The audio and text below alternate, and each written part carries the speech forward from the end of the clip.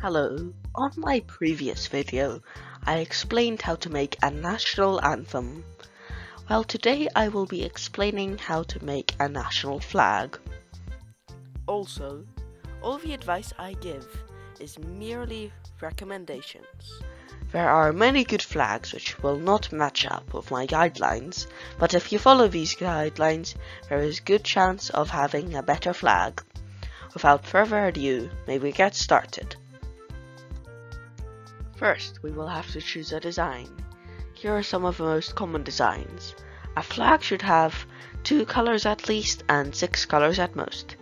Feel free to use a different design. These are only a few which I have recommended. For my flag, I will use the horizontal tricolor. Now that you have chosen a design, you will need color. Different colors on flags usually represent different things. Please be aware that this is not written in stone, and really any color can represent anything. But this is a broad idea. Colors can both represent geographical and non-geographical features. For example, I will use the yellow, white and red. Now, where do we actually make the flag? You can draw it, use the best art program ever, which is Microsoft Paint obviously, or use the flag creator websites.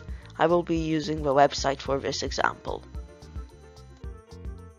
Okay, now we have made our flag, but it is a bit boring, do you not think? To make a flag a bit more interesting, you can add symbols, maybe even a coat of arms.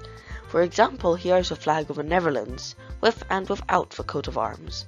I strongly prefer the version with a coat of arms, but I know many people do not like such complicated flags. But I'm going to add a very complicated coat of arms. Just joking, I will add quite a simple and nice symbol. Here are a few general tips. Do not make the flag too complicated. Yes, it does look very glorious, but not always so practical.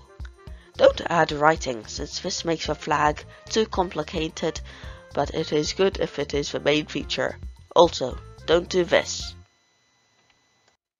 Thank you very much for watching, and have a nice day.